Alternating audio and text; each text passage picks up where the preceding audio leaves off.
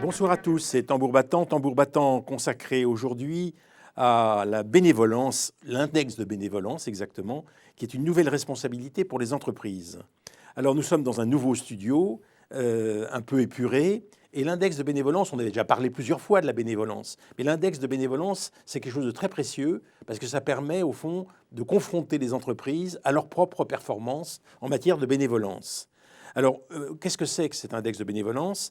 Vous dites, Patrick Mercier, qui est l'auteur de ce livre qui s'appelle The Power of Benevolence, vous dites que c'est clair, c'est un formidable levier de transformation, parce que la bénévolence a un pouvoir unique de réconciliation entre les gens et les marques. Alors, elle contraint les marques à améliorer la vie des gens, donc pose des problèmes aux marques, et en même temps, à la sincérité, à une communication qui soit une communication créative, et en même temps à l'innovation. Parce que création, innovation, tout ça, c'est au fond des phénomènes très importants de bénévolence, dites-vous, pour une entreprise. La première question que je voudrais vous poser, c'est l'index lui-même. Est-ce que vous pensez que c'est un bon outil à disposition des marques pour mieux se connecter avec les consommateurs, dans la mesure où il y a une atmosphère de méfiance aujourd'hui vis-à-vis de tous ceux qui lancent comme ça des thèmes de communication? On se méfie. Est-ce qu'on ne veut pas nous tromper? Est-ce que vous avez l'impression que l'index de bénévolence aidera la confiance à se reconstituer? Oui, en fait, c'est aussi construit pour ça. Simplement un mot sur l'index de bénévolence. Il a 5 ans. On a mesuré 500 marques auprès de 5000 Français à chaque fois. Donc, ce qu'on peut dire aujourd'hui, c'est que l'outil est stabilisé. Donc c'est important puisqu'en fait avec 500 marques, on a une base de données, de réflexion et de commentaires sur les marques qui est maintenant vraiment très riche. Alors pour répondre à la question directement, oui, c'est pour ça qu'on a intégré cette année une question sur la sincérité. Pourquoi? Parce qu'en fait, il y a beaucoup, on a vu pendant le premier confinement et après, beaucoup de déclarations de marques, d'entreprises, parfois de très bonnes intentions, mais on voulait vérifier à travers le critère de sincérité si les Français percevaient, tout paramètre confondu de communication, s'ils ressentaient une forme de sincérité dans les discours ou dans les attitudes de marque. Et les résultats de l'index cette année sont très clairs. Il y a des marques qui ont beaucoup communiqué, mais qui ne sont pas perçues sincèrement. Puis à l'inverse, des marques qui communiquent moins et qui ont des scores très importants de sincérité. Et ce critère de sincérité, il est aussi important aujourd'hui que celui d'utilité ou de responsabilité, puisque c'est une sanction de perception. Est-ce que j'ai le sentiment que cette marque ou cette entreprise est sincère dans sa posture, dans ses actes ou dans sa relation avec moi? Donc c'est déterminant. Si on a un bon score, il faut continuer à travailler de la même façon. Si le score est moyen, il faut s'interroger sur comment on fait du storytelling, comment on explique ses produits, sa marque, etc. Patrick Tudoré. Et donc, juste pour un mot sur la méthodologie, parce que c'est important que nos téléspectateurs puissent comprendre. Donc, cet index, il est aujourd'hui de plus en plus observé par les entreprises. Donc, il mesure de manière spécifique chaque année 300 marques, c'est bien ça? C'est ça. 300 marques avec un panel d'environ 5000 Français. Oui. D'accord. Et vous avez commencé, vous l'avez dit, en 2016, je crois, avec l'Institut BVA. Et aujourd'hui, c'est avec Kantar. Et puis 366, qui est qui est une société qui représente l'ensemble de la PQR en France et qui a un panel unique pour justement la PQR, la presse quotidienne régionale. Presse quotidienne régionale, voilà. D'accord. Et donc la méthodologie plus précisément, donc vous l'avez dit, elle a évolué avec notamment l'apparition de ce concept qui est quand même fondamental, qui est la sincérité. Donc expliquez-nous, utilité, sincérité, il y a étonnement aussi? Absolument. Alors sincérité, on vient d'en parler. L'utilité, c'est pour mesurer en fait si la marque a un vrai rôle dans la vie des gens. Donc c'est une question très simple. Je précise à cette occasion que ce que l'on mesure, c'est la représentation globale de la marque, la perception globale de la marque. Il ne s'agit pas d'une mesure de communication publicitaire. C'est quand on pose la question, est-ce que vous avez le sentiment que cette marque améliore ma vie ou est utile dans notre vie? C'est une mesure globale, donc c'est important. Donc effectivement, l'utilité, la sincérité, et puis l'étonnement, pourquoi? Parce qu'aujourd'hui, il y a plein d'entreprises on en parlait tout à l'heure, qui ont des actions, par exemple, de RSE, de responsabilité, mais qui ne sont pas perçues. Donc on peut être, ou qui ne le disent pas de façon intéressante. Donc on peut être utile, c'est super, sincère, c'est encore mieux. Mais si on n'est pas perçu, et si on n'est pas perçu de façon étonnante, en fait, les deux premiers ne servent à rien. Donc on a voulu intégrer cette notion d'étonnement en disant, est-ce que cette marque, dans sa posture, ses services, est-ce qu'elle a une forme de créativité ? Patrick Mercier, le fait que vous vous référiez à la marque, est-ce que ce n'est pas finalement quelque chose de relativement publicitaire ? Je dirais du point de vue de la perception, quand vous parlez de la marque, est-ce que vous n'auriez pas dû plutôt, ou est-ce que vous ne devriez pas, infléchir les choses de façon à ce qu'il s'agisse bien de savoir si le contenu du travail de l'entreprise est effectivement bénévolant, si l'entreprise, comme vous l'avez dit, sert à quelque chose, est sincère, propose quelque chose d'utile, etc. Je suis gêné par le mot marque, parce que le mot marque, moi j'entends publicité. Oui, j'ai des commentaires. Je pense qu'aujourd'hui, dans certaines catégories, la marque et l'entreprise, c'est la même chose. Quand on parle de Danone, de plus en plus. tout se mélange un peu. Donc, il y a certains cas où il faut dissocier les deux, quand c'est des groupes qui portent des marques. Mais 9 fois sur 10, les deux se mélangent. Je pense qu'aujourd'hui... Moi, je vous parle de la perception du consommateur. Je pense que le consommateur, en fait, il réagit par rapport à une question. Quand on pose la question, est-ce que vous pensez que Danone est sincère, utile, etc., je pense qu'il accepte cette terminologie. Je pense qu'il n'y a plus d'opposition entre entreprise et marque. Et en tous les cas, on ne l'a pas noté dans l'index depuis 5 ans. L'exemple de Danone est d'ailleurs assez exemplaire dans ce domaine, puisque Danone porte le nom, ou plutôt le surnom, de son fondateur, Daniel Carasso, qui était appelé Danone étant petit. Donc là, le lien, comme vous le dites, alors ça peut ne pas être le cas, mais le lien entre la marque et l'entreprise, là, est patent. Oui, exactement. Ouais. Oui, mais enfin, personne ne le sait dans les consommateurs. C'est la question. Il y en a pas. Il y a eu des sagas, il y a eu des choses, beaucoup de choses qui ont été dites là-dessus. Alors la question qui se pose, c'est avec l'objectif de croissance, est-ce que vous pensez que la croissance est différente avec cet index? Et est-ce que vous pensez qu'il y a des actions concrètes de responsabilité qui sont posées par les entreprises qui adoptent ce critère? Alors je pense que ça, c'est un point très important, c'est que je pense qu'on va assister dans les années qui arrivent à une nouvelle forme de croissance, c'est-à-dire une croissance plus douce, plus raisonnée, plus structurée, qui amènera les entreprises ou les marques à se poser la question de la croissance avec de la valeur. En fait, aujourd'hui, la croissance pour la croissance n'a plus de sens. En plus, elle est destructrice évidemment de valeur et de progrès social. Donc je pense que la bénévolence, elle pose un problème sur la table, c'est de se dire quel type de croissance on va avoir demain pour mon entreprise ou pour ma marque. Et le débat, lorsqu'on est sur la sincérité et l'utilité, ça va amener à se poser des questions différentes sur ces actions et à générer plus de valeur par rapport à un même volume. Donc, je pense que la croissance sera une croissance plus raisonnable, qui fera du bien de toute manière à la planète. Et c'est la question qui se pose aujourd'hui pour toutes les entreprises, c'est quel type de croissance on veut. Est-ce qu'on reste dans l'ancien monde, croissance pour croissance, ou dans le nouveau monde, la croissance avec plus de valeur, probablement une consommation... Je ne sais pas si on abordera le sujet de la déconsommation ou de la consommation, mais avec un rapport à la consommation différent. Comme dit Jean-Baptiste de Foucault, que nous avons reçu d'ailleurs à cette émission, l'abondance frugale. Voilà, oui, exactement. Sur cet oxymore, mais qui dit bien aujourd'hui l'enjeu. Vous dites, il y a les favorables, les hésitantes, les réfractaires. Donc, oui, c'est un choix arbitraire de notre part pour essayer de catégoriser en fait les différentes marques ou entreprises. Ce qu'on essaie juste à un moment donné, c'est que lorsqu'on est dans une catégorie, c'est d'apporter des solutions. C'est-à-dire si on est réfractaire, bon, a priori, il faut essayer de comprendre pourquoi. Est-ce que c'est subi ou voulu? Si c'est subi, c'est comment on peut aider ces entreprises à se reconnecter à travers la bénévolence. Il y a effectivement les champions. C'est pour juste... aider, pour être pratique à la fin de l'analyse sur l'index, à donner des solutions par rapport à une situation de marque. Patrick Mercier, il y a un problème qui se pose, c'est qu'un certain nombre de gens qui voient les choses de loin et qui entendent critères de bénévolence pensent évidemment le paternalisme de l'entreprise, vous voyez, un certain nombre de sentiments faciles pour vendre ces produits que l'entreprise utilise. Or, comment vous différencier de ça ? Comment essayer d'expliquer qu'il s'agit vraiment de quelque chose de sérieux qui prend en compte et la croissance et l'innovation. On n'a pas encore parlé beaucoup de l'innovation jusqu'ici, donc qui prend en compte l'innovation. Et surtout, dans le dialogue que vous avez avec les responsables d'entreprise, est-ce que vous avez des moyens de les aider à faire connaître les innovations bénévolentes qu'ils font ? Alors, Oui, on essaie. En fait, ça pose la question de l'innovation utile. C'est-à-dire qu'en fait, le sujet auquel on est confronté, c'est toutes les entreprises ont envie d'innover.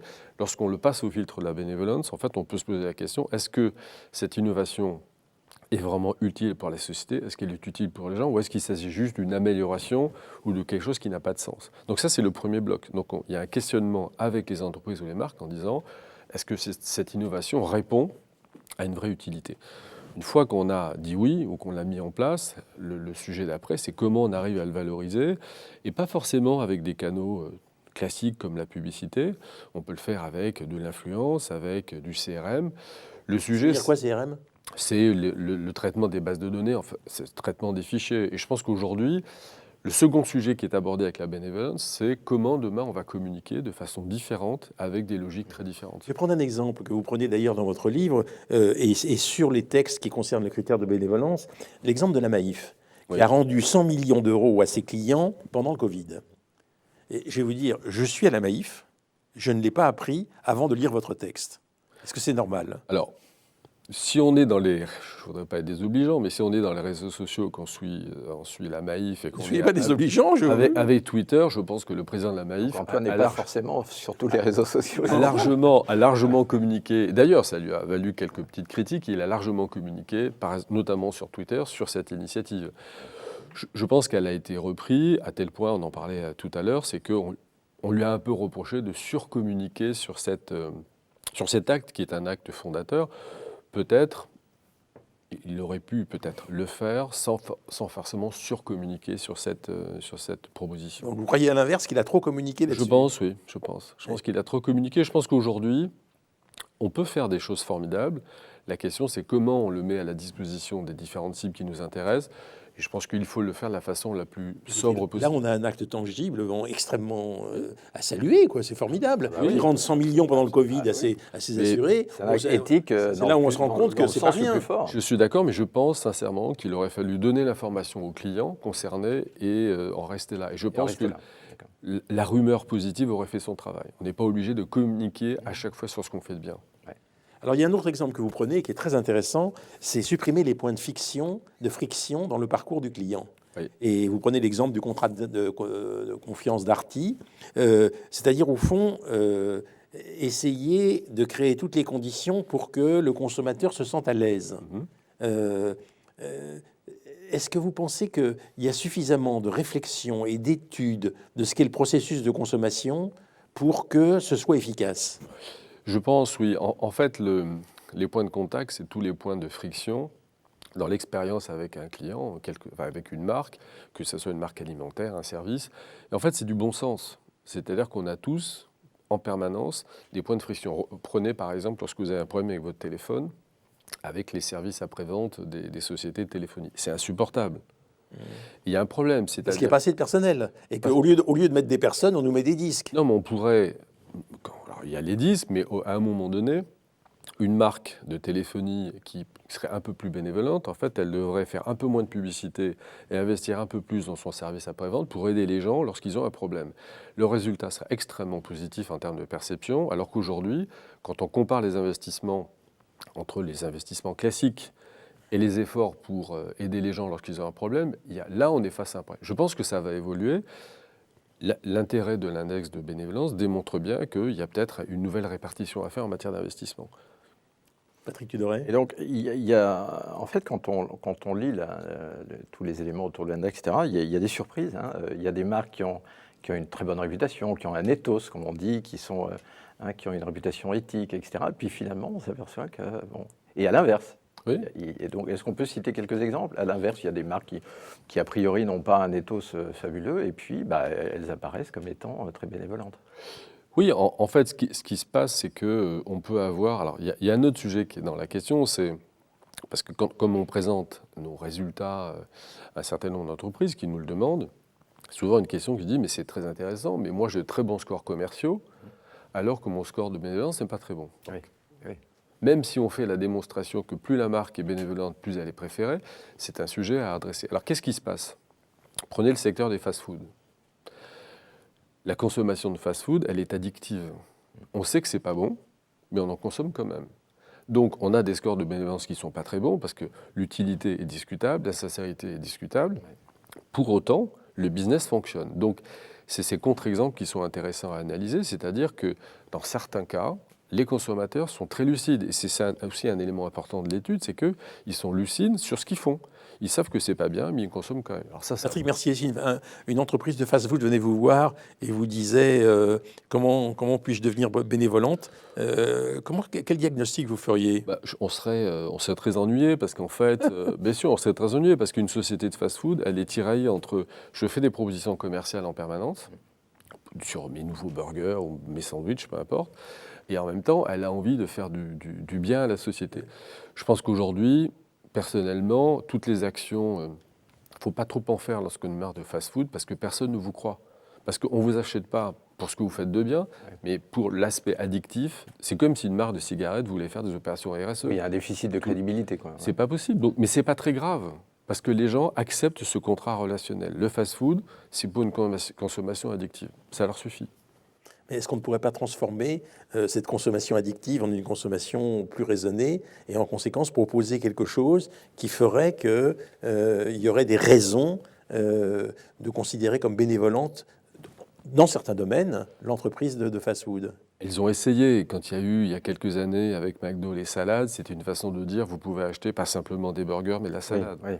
Mais in fine, le business model des entreprises de fast-food, c'est de vendre des burgers. Donc, les gens vont là pour manger les burgers, très clairement. Exactement. Il n'y a pas d'ambiguïté. Absolument. Et ce contrat leur va. Par contre, pour répondre à la question de tout à l'heure, lorsqu'on est une mutuelle ou une assurance ou une banque, l'attente est d'autant plus forte. Lorsqu'on est une mutuelle, l'attente de responsabilité, d'utilité est beaucoup plus forte parce que les gens attendent un contrat relationnel beaucoup plus précis et beaucoup plus sincère. Donc ça change en fait.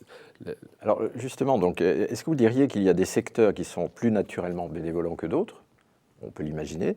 Ou alors qu'au contraire, dans chaque secteur, grande distribution, banque, etc., il y a les bénévolents et les autres? Il y a des tendances? Oui, il y a des secteurs, on en parlait à l'instant, tout ce qui est mutuel. Tout ce qui est santé, par exemple? Tout ce qui est santé. Alors, tout ce qui est service public, d'ailleurs, non? Oui, c'est inégal. Dans le service public... Théoriquement, le service public devrait être bénévolent. Théoriquement, il devrait. On pourrait l'espoir, en tout cas. Par exemple, on pourrait l'espérer. Commencer par les impôts. Ah oui. Non, mais la SNCF a des scores formidables. Ouais. Malgré tous ces petits Oui, soucis alors... de temps en temps, les scores sont formidables parce que l'utilité, et voire même l'évolution de la communication depuis quelques années, la SNCF a ramené de la sincérité en disant « oui, on a parfois des problèmes, on communique sur ces problèmes, on essaie de les résoudre ». Ça, c'est une nouvelle posture pour les marques, c'est de reconnaître qu'on n'est pas parfait. Parce qu'effectivement, vous le dites, SNCF, Air France aussi d'ailleurs. Air France. Oui, SNCF, TGV Inouï, Ouigo présentent de très bons scores, alors qu'a priori, c'est vrai qu'on n'a pas forcément cette image-là. Oui, mais parce qu'ils ont pris le problème à bras-le-corps, c'est-à-dire plutôt de camoufler les problématiques. Ils disent oui, on a des problèmes, oui. Voilà comment on fait pour les résoudre, et surtout ils donnent l'échéance de la résolution des problèmes. Aujourd'hui, ce que dit aussi l'index, c'est très important, c'est que les gens, nous, les Français, n'attendent pas des marques ou des entreprises qu'elles soient parfaites. Bien sûr. Ils savent que ce n'est pas possible. Ce qu'ils attendent, c'est on a un certain nombre de problèmes à résoudre et qu'on donne le calendrier, je le disais à l'instant, de résolution. Si on donne ce menu, entre guillemets, aux gens, aux clients, aux consommateurs, ils comprennent, ils acceptent. Et en fait, il y a donc aujourd'hui une nouvelle évolution dans la posture des marques ou des entreprises à une posture plus responsable, plus ouverte vers les gens, sachant qu'elles ne peuvent pas être parfaites, on sait que ce n'est pas possible. Compte tenu du fait que ça donne un sens, comme vous le dites, à la transformation de l'entreprise, on peut se demander pour quelles raisons il y a des entreprises qui, comme vous le dites, sont soit cyniques, soit réfractaires à cet index. Et je veux dire, dans la mesure où, au fond, ils refusent de donner du sens à ce qu'ils font. Alors, il y a parfois des entreprises qui ne peuvent pas. Sans les citer, vous avez des entreprises, c'est d'ailleurs décrit dans le livre, qui sont tenues par des fonds d'investissement. Mettez-vous à la place d'un chef d'entreprise dont les fonds sont propriétaires à 100%, et vous connaissez le principe des fonds, ils sont là pour 4 ou 5 ans, et ils font une culbute financière, puis ensuite ils s'en vont. Un chef d'entreprise, il est confronté entre ses convictions personnelles, et puis à un moment donné, l'intérêt financier personnel qu'il peut avoir à faire monter les résultats sans forcément être attentif à la planète ou à des actions de responsabilité. Lorsqu'on est dans ce cas de figure, malgré la volonté personnelle des chefs d'entreprise, il y a une forme de tension interne qui fait que certaines grandes entreprises ne sont pas aussi bénévolentes qu'elles devraient l'être. Alors, est-ce que vous pouvez citer quelques exemples ou citer les championnes 2021, autant qu'elles soient Oui, quelques exemples. vous avez des entreprises comme dans la banque, par exemple, comme les caisses d'épargne, qui ressort très nettement, qui a des très bons scores, et c'est assez légitime. Vous avez la GMF, qui a de très très bons scores, parce qu'en fait, la GMF retire les fruits d'une très grande cohérence depuis des années. Et avant même la Covid, souvenez-vous des communications de ce qu'ils font, ils ont toujours été sur un axe très humain. Oui. Et ça fait presque 15 ans qu'ils sont sur cet axe. Donc aujourd'hui, c'est des grands gagnants. Dans la grande distribution alimentaire, vous avez des marques comme Intermarché qui a énormément évolué en termes de perception. On parlait tout à l'heure de la SNCF. En fait, les grands gagnants... Vous citez Blablacar, vous citez Yves Rocher. Exactement. Yves Rocher a toujours de très bons scores. Alors, ils sont sur un secteur, effectivement, qui est le bien-être, un petit peu la santé. Donc, Rocher et Blablacar, c'est culturel. Leur ADN est construit là-dessus. Ils ont juste maintenant mis un petit peu plus en valeur en fait, ce qu'ils font. Mais en fait, ce que je voudrais dire sur ce point, c'est que toutes ces entreprises, en fait, elles récoltent le fruit d'années et d'années de communication ou d'actes ou de services cohérents par rapport à ce concept de bénévolence. Ce qui est intéressant, effectivement, c'est que, vous le dites d'ailleurs, c'est que l'indice donne son plein sens finalement sur le long terme. C'est-à-dire qu'il y a des entreprises qui partaient d'assez bas il y a 6 ans et puis dont on a vu qu'elles se sont dit, eh bien oui, il y a sûrement des choses à faire, il faut qu'on s'améliore et on voit qu'elles progressent d'année en année. Donc ça, c'est intéressant. Parce que c'est en profondeur et sur le long terme, au fond, que les choses se font. Absolument. Ce qu'il faut, c'est qu'à un moment donné, si on adhère en fait, à ce concept de bénévolence, puisque personne n'est obligé d'y adhérer, c'est une occasion de se transformer, de se dire qu'est-ce que ça a comme répercussion sur la relation client, sur le service client, sur l'innovation, on en parlait tout à l'heure, sur la posture, sur la stratégie de communication, voire même sur les relations en interne. Donc ça amène à une transformation intime de l'entreprise et de facto de la marque, et ensuite de l'appliquer. Donc ça, c'est pas juste une cosmétique de transformation, c'est une vraie transformation intime de l'entreprise. Patrick Mercier, il y a quelque chose qui apparaît en général quand on fait l'analyse des comportements des responsables d'entreprise, c'est la distance qu'ils ont avec, disons, le consommateur de base. Alors vous dites que cette distance est en partie, disons, amoindrie par les réseaux sociaux, mais quand même, il y a souvent, pour la France, concernant les chefs d'entreprise, l'impression d'une morgue, de gens inaccessibles. Je pense, si vous voulez, avec la manière dont pensent beaucoup de consommateurs en France. C'est-à-dire des gens qui au fond, ils ne sont pas dans le même monde que ceux qui vivent tous les jours les difficultés de la vie sociale. Et je voudrais vous demander si ils en ont conscience, parce que les chefs d'entreprise américains ne sont pas comme ça. Et qu'aux États-Unis, c'est pas comme ça. Aux États-Unis, on peut avoir effectivement des rencontres, on peut facilement, quelquefois, toucher un chef d'entreprise américain au téléphone, même quand on est personne, quand on n'est pas quelqu'un de connu. Alors c'est aussi la France, hein, la morgue française. Mais c'est de moins en moins vrai quand même. Hein, mais, oui. Ça évolue. Ça évolue. Ça évolue. Je voudrais savoir comment vous traitez ce problème et si ce problème vous apparaît au moment où une entreprise veut être bénévolente. Oui, bien sûr. Oui, bien sûr. En fait, ça évolue quand même très positivement depuis quelques années. Oui. Alors forcé ou contraint. Heureusement. Forcé ou contraint, peu importe, mais je pense que la disponibilité et l'empathie des chefs d'entreprise ou des dirigeants vis-à-vis des... On ne va plus appeler ça les consommateurs, on va appeler ça les gens, c'est-à-dire nous, elle a fortement évolué. Je pense qu'il y a quand même une accélération de cette prise en compte de proximité avec les gens. Je pense que ça évolue dans le bon sens. Et est-ce qu'il y a, dans votre critère, est-ce qu'il y a des moyens de prendre ça en compte ? Oui, puisque finalement, l'index mesure une attitude globale.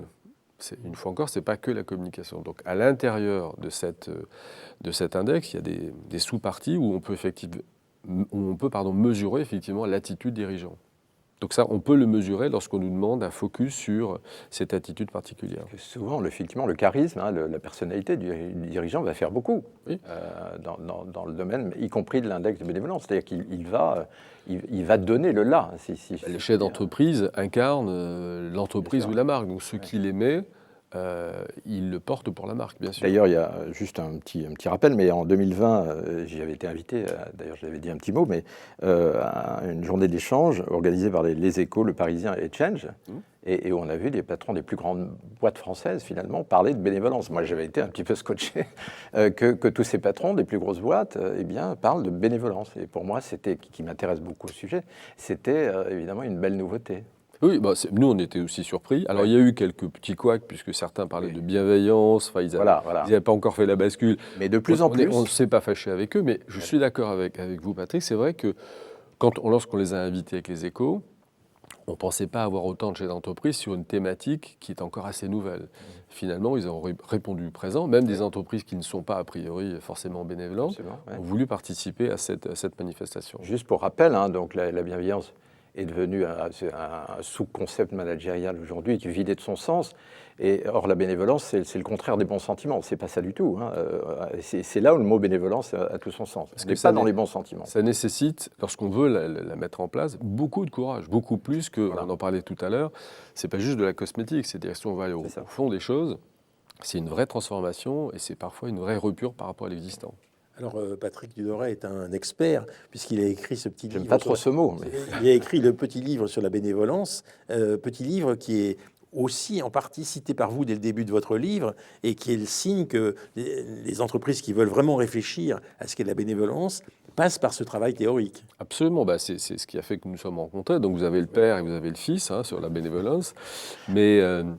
exactement, donc ça veut dire que cette idée ce concept, comme on veut, qui paraissait assez bizarre il y a quelque temps, petit à petit est en train de s'installer, il faut du temps, il faut s'installer dans les logiques de transformation des entreprises. Patrick, merci. Je voudrais que vous m'expliquiez comment est-ce que vous rendez votre propre entreprise bénévolente. Ah, ben oui. C'est-à-dire, j'aimerais que vous me disiez si votre entreprise est vraiment bénévolente et comment est-ce que vous l'appréciez, son niveau de bénévolence. Alors, elle n'est pas assez. On y travaille quotidiennement avec Elisabeth Billmaz, qui est coprésidente de... Je lui poserai la même question. Que nous accueillerons tout à l'heure. Alors, on ne l'est pas assez. On n'est pas assez attentif. Par contre, on est conscient qu'on est sur une voie de progrès. Donc, en fait, on se l'applique à nous-mêmes et on essaie concrètement, dans la relation avec les salariés, dans l'attention avec les salariés, d'être le plus bénévolent possible. On l'est sûrement pas assez, dans ce qui nous donne... C'est pas le principe du cordonnier, quand même. Non, bien sûr, mais en fait, la question, c'est qu'on peut faire des efforts, et puis à un moment donné, se rendre compte que c'est pas suffisant. Mais au moins, il y a une prise de conscience assez forte de l'ensemble des équipes de management des collaborateurs. Et d'ailleurs, ils nous rappellent, lorsqu'on n'est pas bénévolant, ils nous rappellent à nos engagements en disant « attention ». Oui, c'est un bon argument. Exactement, donc c'est un système vertueux, c'est-à-dire lorsque vous... pousser ce concept-là, c'est valable pour soi et les collaborateurs nous le rappellent assez régulièrement. Donc c'est vertueux. Alors, question encore plus complexe, comment être bénévolent dans la situation de votre entreprise avec des entreprises qui vous envoient, disons, pas au loin en vous disant ça ne m'intéresse pas. Alors, comment vous êtes bénévolent avec elles? Alors, évidemment, si j'y rentre tout de suite, et je comprends que vous ne continuez pas, mais si éventuellement le dialogue continue. En fait, je pense qu'il faut prendre le problème de façon très simple. Nous, on essaie d'être le plus authentique, le plus sincère possible. Lorsque des entreprises se comportent mal, on explique pourquoi, on essaie de leur expliquer pourquoi elles se comportent mal. Puis après, chacun fait ses choix. C'est-à-dire que si nous, on n'est pas à l'aise avec une entreprise parce qu'on considère qu'on ne peut pas s'entendre sur ce concept-là, on préfère renoncer. Donc ça nous est arrivé d'arrêter des contrats, ou même parfois très intéressants, parce qu'on n'est pas en phase. Alors, ça peut paraître un choix luxueux dans ces périodes complexes, mais si on ne fait pas ça, on n'est plus du tout cohérent. Merci Patrick, merci. Alors je rappelle que votre livre s'appelle The Power of Benevolence, il est publié par LPM, et comment les marques peuvent changer le monde, c'est ça votre idée. Moi j'aimerais bien que vous disiez comment les entreprises peuvent changer le monde, sans doute parce que je suis du vieux monde. Promis. Peut-être ça. Merci. Merci beaucoup. Merci.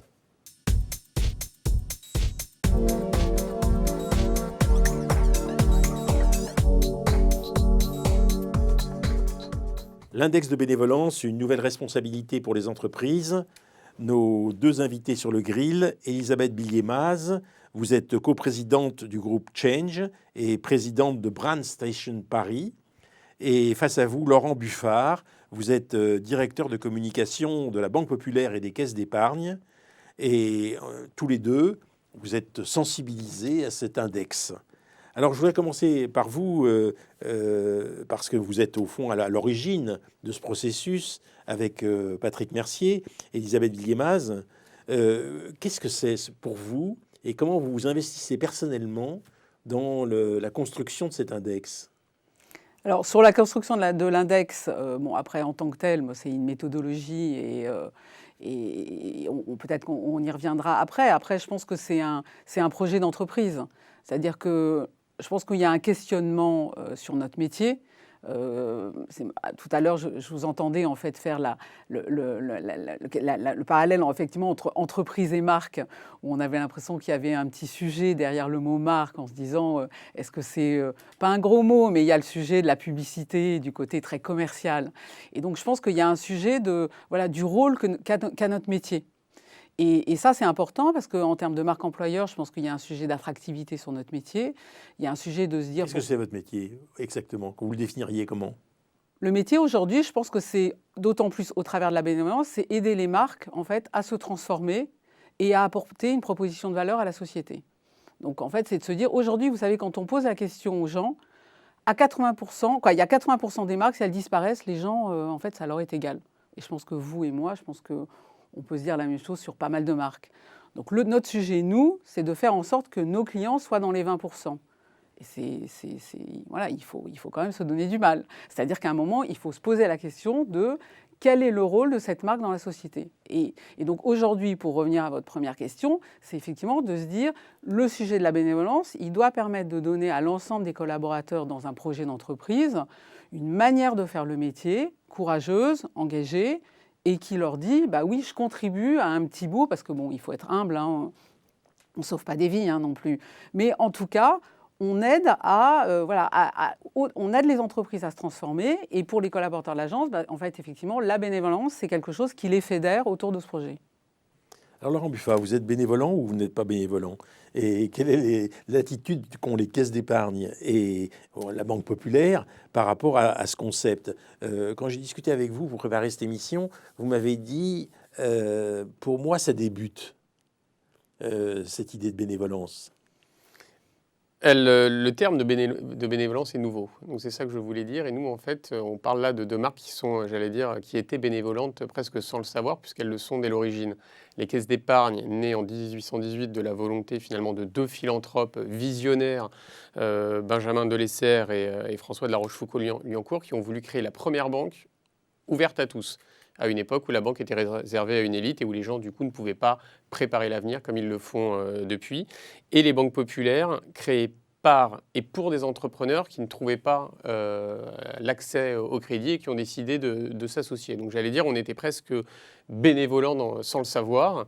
Et aujourd'hui, voilà, tout l'objectif est de continuer à perdurer cet héritage. Alors on va dire que tous les services publics devraient être bénévolents. Or en fait, la critique contre les services publics, c'est bureaucratique, ça n'avance pas, un certain nombre de choses concrètes ne sont pas prises en compte, il y a une atmosphère fonctionnaire, etc. Et comment vous réagissez à cette critique? Alors nous, on n'est pas à proprement parler un service public, mais on est un service essentiel. Et d'ailleurs, pendant la crise, et vous avez pu le constater, toutes les agences bancaires, et ce, quels que soient les réseaux, donc pour ceux qui ont des réseaux d'agences, les banques en ligne, c'était évidemment différent, sont restés ouverts pour aider et accompagner les clients durant cette période. Donc on a, nous les banques, un rôle effectivement essentiel à jouer dans la société. Et c'est vrai que tout à l'heure, Elisabeth disait on ne sauve pas des vies, on ne change pas le monde. Mais c'est vrai que les marques, on le voit, ont un poids de plus en plus fort à mesure justement que les Français attendent de plus en plus des entreprises, étant conscients que l'État seul ne peut pas tout. Est-ce que vous pensez que ce critère de bénévolence, c'est une incitation à agir et à communiquer différemment? Oui. Et comment? Quand vous me posez la question de savoir si nous sommes bénévolents, je vous réponds oui, et c'est un petit peu péremptoire, parce que oui, nous le sommes, mais on voit surtout tout le chemin qui nous reste encore à parcourir à une époque où les consommateurs, les Français, les gens vont être de plus en plus attentifs à ce que font les entreprises, notamment vis-à-vis de leurs salariés, c'est la question que vous posiez tout à l'heure à Patrick Mercier, mais également de leurs clients, et puis plus largement de leurs non-clients et de la société. Donc, le chemin est long et on essaye. Je ne vais pas dire modestement puisque on a 30 millions de clients. Donc quand on a 30 millions de clients, c'est pas modeste, c'est énorme. Et donc on essaye effectivement, que ce soit du côté des banques populaires ou des caisses d'épargne, d'avoir un impact toujours plus fort dans la vie de nos clients, mais aussi pour la société. Est-ce que vous avez l'impression que la garantie de l'État vous permet de progresser dans de bonnes conditions et sous le regard d'une institution qui est susceptible de voir les fautes, les moments où vous n'êtes pas dans cette ligne bénévolente? Alors je le prends pas comme un jugement comme ça. Non, ce qu'on a vu et ce que la crise a montré, c'est surtout la nécessité aujourd'hui, face à l'ampleur des enjeux économiques et sanitaires pendant la crise, environnementaux, d'avoir finalement un travail de concert entre la puissance publique, les acteurs privés et les tissus associatifs. Donc on avance en ce sens, ensemble. Alors vous, Elisabeth Guillemas, comment est-ce que vous réagissez par rapport à Laurent Buffat? Vous lui donnez des critères pour l'aider à être plus bénévolant? Vous réfléchissez avec lui? Ça se passe dans des séances de brainstorming? Alors, d'abord, bon, sur le sujet, c'est que c'est vrai que nous, on se connaît et on échange en fait sur sa marque ou sur ses marques, mais en fait, nous, on ne travaille pas dans le quotidien avec lui. Après, c'est vrai que ce qui est intéressant dans les échanges qu'on a sur les résultats du Bénévolence Index, c'est effectivement d'abord les bons résultats qu'il y a sur les caisses d'épargne et plus globalement de voir en fait le succès des marques qui sont en fait plus en fait dans le panier, qui sont des marques plutôt mutualistes. Donc, c'est vrai que par rapport à la question que vous posez sur en fait les marques qui ont, on va dire, une teinte un peu plus service public. Ce qui est intéressant et l'échange qu'on fait ensemble, c'est de voir que globalement dans le Bénévolence Index, on le voit d'ailleurs dans plein de catégories, c'est souvent les entreprises issues du service public qui quand même se révèlent des grandes gagnantes. C'est-à-dire qu'on s'aperçoit qu'il y a quand même il y a plus de crédit pour ces entreprises à penser qu'elles sont sincères, on va dire. Donc ça, c'est c'est ce qu'on a aussi avec les entreprises mutualistes. Et du coup, c'est pour ça que d'ailleurs, sur les caisses d'épargne, il y a des bons résultats parce que ces valeurs mutualistes sont porteuses en fait de sincérité et certainement d'une démonstration d'une utilité. Bon, en plus, la caisse d'épargne en fait le pose même comme signature de marque, vous êtes utile.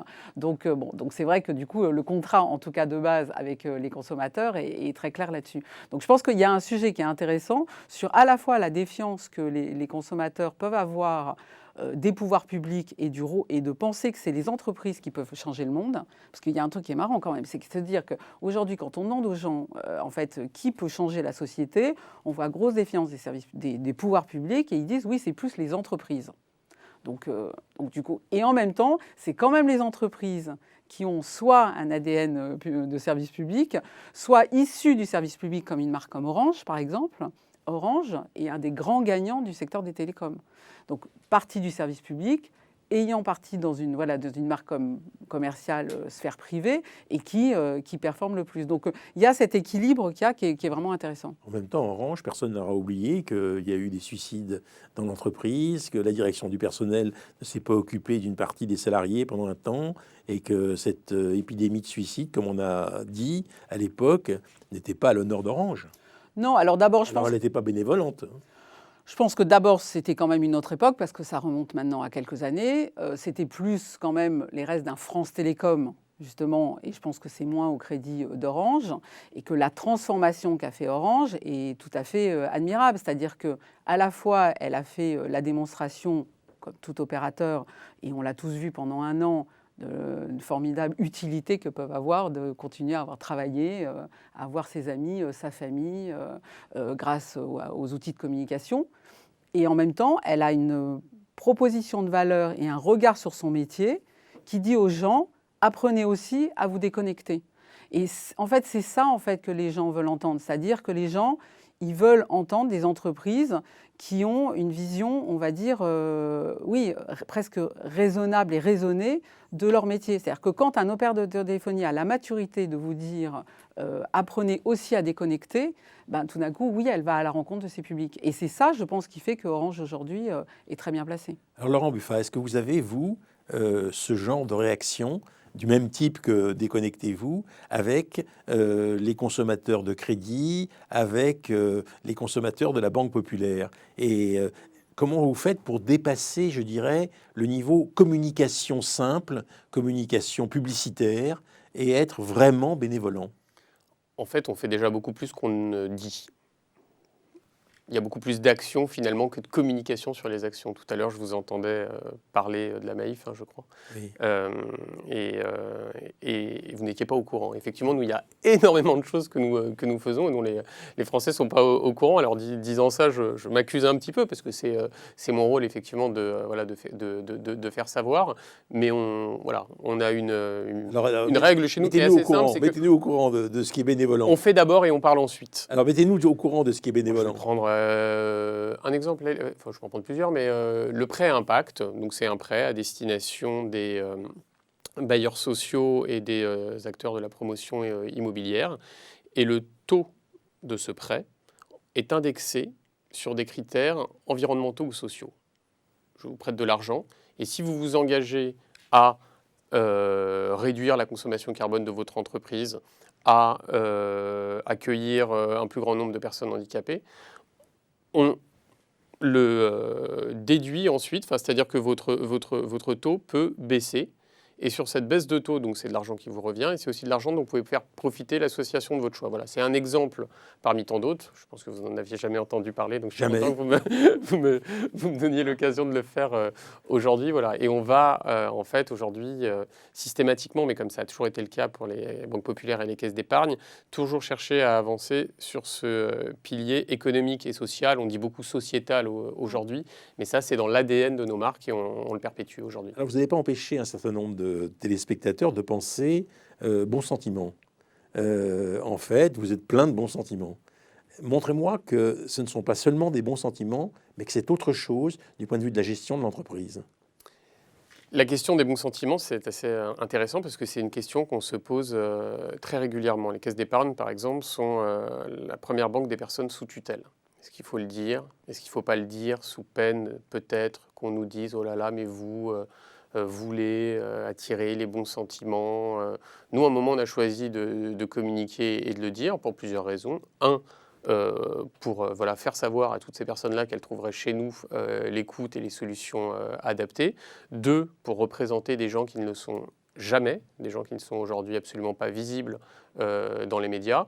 Et comme on savait le sujet peut être sensible, effectivement, on a travaillé en lien avec des associations pour être sûr qu'il n'y ait pas d'erreur de perception. Mais les procès d'intention existent toujours et à l'ère des réseaux sociaux et de la défiance généralisée dont vous parliez tout à l'heure, c'est quelque chose que les communicants ont toujours en tête, mais on essaye que ça ne nous empêche pas de dire ce qu'on fait non plus. Est-ce qu'il y a des séances de brainstorming à l'intérieur de l'entreprise pour essayer de réfléchir à des actes concrets de bénévolence? J'allais dire à chaque fois, en fait.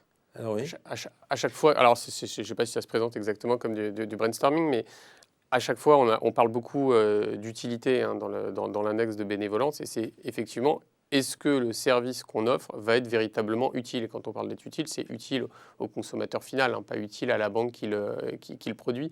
Et ça, c'est une démarche qu'on a systématiquement, en fait, elle est intégrée dans notre ADN, c'est-à-dire qu'on dépasse la seule logique financière et de pure rentabilité économique.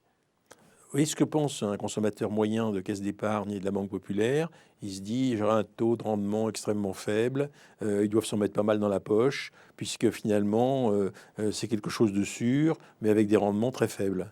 Alors, non, je vous dis ce que vous avez raison de dire. Quelqu'un comme ça, bon. Alors, la faiblesse des taux d'intérêt aujourd'hui, et c'est pas nous qui la décidons, font qu'effectivement les taux sont relativement bas. Après, moi, ce que je peux dire à tous ceux qui nous écoutent, c'est que quand vous déposez votre argent dans une banque populaire ou dans une caisse d'épargne, cet argent est réinvesti non seulement en France, mais dans votre région. C'est-à-dire que votre argent sert à financer des entreprises, sert à financer des infrastructures, des crèches, des hôpitaux, des terrains de sport. Donc non, il y a quand même des vraies raisons de choisir. On est des banques coopératives, Elisabeth le disait tout à l'heure, ça veut dire qu'on appartient à nos clients. On n'a pas d'actionnaire, on n'a pas, Patrick Mercier, je crois, parlait tout à l'heure de fonds de pension, on n'a pas de fonds de pension ou de fonds d'investissement qui nous détiennent. On appartient à nos clients et ça aussi, je pense que dans la gestion et dans une vision à long terme et bénévolente, ça facilite le travail. Est-ce que vous pouvez dire qu'au fond, la plupart de vos actions ont un impact social? Oui, je peux le dire. Oui, oui je peux le et dire. En quoi et comment vous le mesurez Alors, il y a tellement de typologies de clients et d'actions qu'il faut que je vous trouve un exemple rapidement. Mais on a communiqué dessus très récemment, des assurances scolaires et santé qui prennent désormais en charge une assistance psychologique pour les jeunes victimes de cyberharcèlement. Phénomène nouveau, le cyberharcèlement, on ne connaissait pas il y a quelque temps. On a vu monter le sujet et les personnes qui travaillent aux assurances chez nous ont dit mais voilà, nouveau problème, nouveaux besoins et nouvelles propositions. Voilà, c'est un exemple, c'est directement intégré, ça ne vous coûtera pas plus cher que l'assurance santé ou scolaire que vous avez pris. Par contre, ça répond à un réel besoin. Est-ce qu'il peut vous arriver, dans un dialogue que vous avez, vous, qui est à l'origine de cet index de bénévolence, et les entreprises qui éventuellement dialoguent avec vous, est-ce qu'il peut vous arriver de leur suggérer des pratiques sociales comme ça, qui peuvent être bénévolentes ?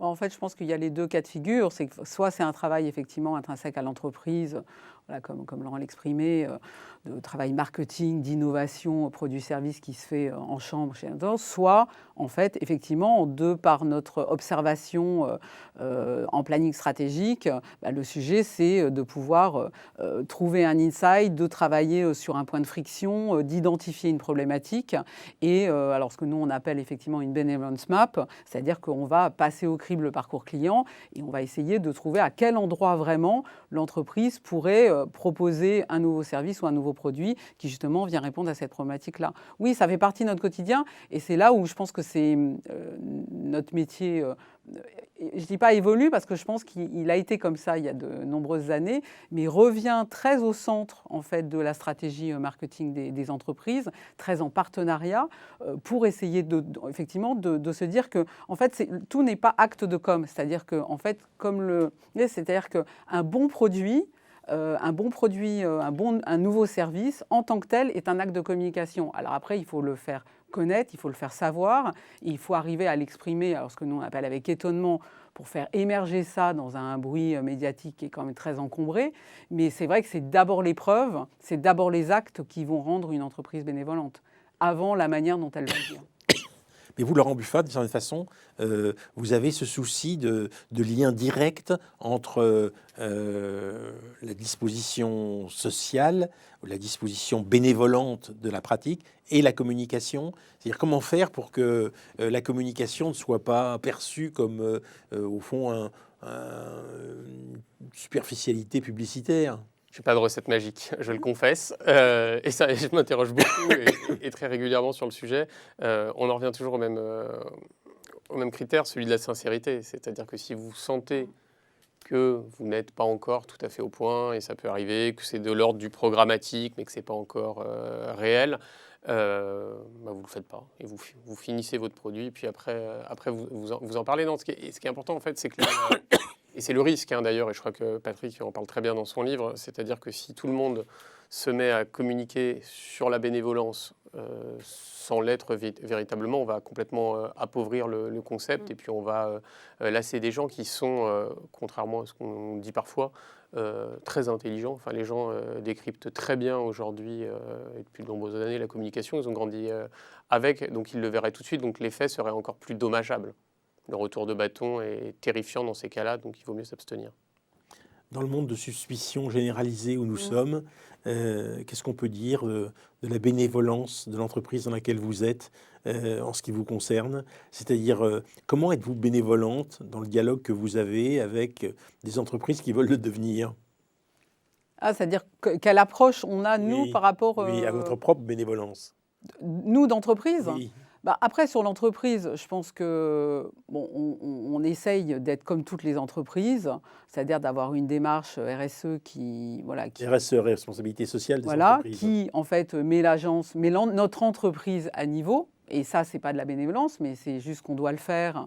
Et quelque part, on paye tous notre dette. C'est-à-dire qu'on doit effectivement se dire qu'on doit être mieux-disant dans la manière dont on produit, dans la manière dont on va compenser notre énergie, dans la manière dont les salariés, il va y avoir une égalité homme-femme. Voilà. Et je pense que là-dessus, on doit être le mieux-disant parce qu'on est dans un écosystème global où, en fait, nos clients nous demandent d'être des partenaires vertueux pour leur propre bilan, d'ailleurs, parce que en fait, on est une chaîne dans tout ça. Donc ça, on doit le faire. Donc on essaye de le faire au mieux. On avance tous les jours, hein, les choses ne se font pas en 5 minutes, mais on essaye d'être le mieux, de faire les choses en progrès. Et puis après, je pense que c'est le fait même pas d'imposer, mais en tout cas de proposer la bénévolence comme mode de pensée qui, pour nous, est une manière d'embarquer le plus possible le plus de clients dans cette démarche. Je voudrais savoir, dans votre entreprise, il n'y a pas des cadres qui sont sceptiques, qui, entendant le mot bénévolence, pensent que c'est de l'esbrouf? Alors, j'ai pas d'enquête d'opinion sur le sujet, mais non, franchement, je crois pas. En fait, je pense que c'est des entreprises, et ça rejoint la question que vous posiez à Elisabeth, c'est-à-dire qu'aujourd'hui, et notamment les plus jeunes, sont extrêmement sensibles à cela. Donc c'est même un critère, j'allais dire, à la fois de recrutement et de fidélisation des talents. Est-ce qu'ils sont sensibles à la question sociale ou est-ce qu'ils sont sensibles à la question environnementale? C'est-à-dire, est-ce que ce qui est premier, c'est pas d'abord la question environnementale, si vous éventuellement vous favorisez? Ça peut dépendre des sensibilités, mais je crois que les deux aujourd'hui vont quand même de pair, et que quand les gens choisissent une entreprise, ces critères sont extrêmement importants aujourd'hui. Donc finalement, non, je ne pense pas qu'il y ait de scepticisme. On est des banques coopératives, c'est-à-dire que si à un moment vous adhérez pas un petit peu aux valeurs, de toute façon, ça va être compliqué. Et c'est exactement la même chose qu'on essaye de faire vis-à-vis de nos clients, c'est-à-dire se présenter, dire qui on est, dire ce qu'on fait, et puis après, certains nous choisissent. Certains ne nous choisissent pas parce qu'ils préfèrent un autre modèle. Moi, je pense, et c'est ce qu'on voit, c'est que consommer aujourd'hui, c'est agir. Je pense que le choix d'une banque est extrêmement important. Je pense que c'est aussi un choix de société. À l'heure où on dit parfois que toutes les banques se ressemblent, que toutes les banques se valent, je pense que ce n'est pas vrai du tout. Et donc, notre travail de communicant est de faire en sorte de pointer ces différences, et la bénévolence en est une. Alors, expliquez-moi pourquoi ce n'est pas vrai du tout.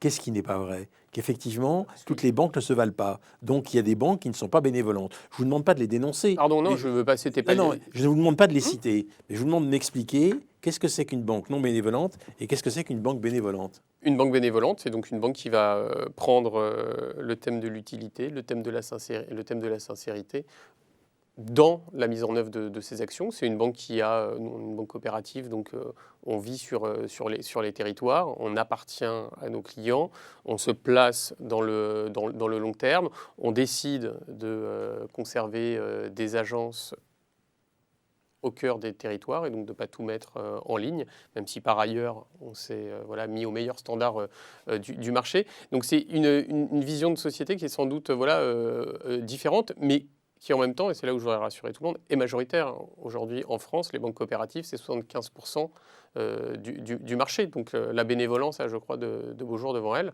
Et Et vous avez l'impression que donc aujourd'hui, il n'y a plus que 25% de banques qui ne seraient pas bénévolentes? Je pense qu'elles aspirent aussi à l'être, mais avec des manières et des moyens différents. Et reconnaissez que tout le monde va pouvoir afficher sincérité, etc. Tout le monde va pouvoir afficher ce genre de thème. Le problème, c'est comment est-ce qu'on concrétise la chose? Bien sûr, la réponse est dans la question. Donc, oui, l'afficher, on peut. Donc après, il faut que les actes suivent. Et surtout qu'il soit, et c'était là ce qui était intéressant dans votre discussion avec Patrick Mercier, c'est que ce soit aussi perçu. C'est-à-dire qu'on peut faire et ne pas être perçu, on peut dire et ne pas faire. Et donc l'enjeu aujourd'hui, c'est de réconcilier les deux. Et alors, comment vous pensez qu'on peut faire pour réconcilier effectivement les deux? Parce que vous qui êtes dans un service de communication, vous devriez avoir des idées quand même sur la réconciliation entre les deux. Je m'y emploie chaque jour, donc j'espère que c'est un petit peu fait. Je pense que ça passe effectivement par utiliser les différents canaux, c'est-à-dire qu'il y a les canaux médiatiques qu'on connaît, d'achat d'espace classique, il y a des canaux d'influence, et j'allais dire, la meilleure communication restera toujours le bouche à oreille. Rien n'est plus fort qu'un client satisfait qui parle à quelqu'un qui souhaite le devenir. Donc c'est là-dessus qu'on mise. Alors, comment est-ce que vous appréciez cette discussion avec les entreprises dites bénévolentes que vous conseillez éventuellement ou avec lesquelles vous dialoguez? Et comment est-ce que vous pouvez petit à petit constituer ce cheptel dont parlait tout à l'heure Patrick Mercier, de 300 entreprises, qui est quand même pas mal, qui se battent pour être bénévolentes? Bon, après, les 300 entreprises, c'est vrai que c'est celles qu'on analyse. Alors, il y en a certaines dans les 300 qui ne sont pas bénévolentes. en tout cas, dont les résultats, dont le Bénévolence Index n'est pas formidable. Après, ça ne veut pas dire qu'ils ne prennent pas ces résultats pour argent comptant et qu'ils ne se mettent pas en marque de progrès à faire évoluer leur marque. Donc effectivement, dans ces marques-là, après le sujet, c'est ce que disait Laurent. Je pense que d'abord, il y a une stratégie de preuve. Je veux dire, nous, notre métier, c'est...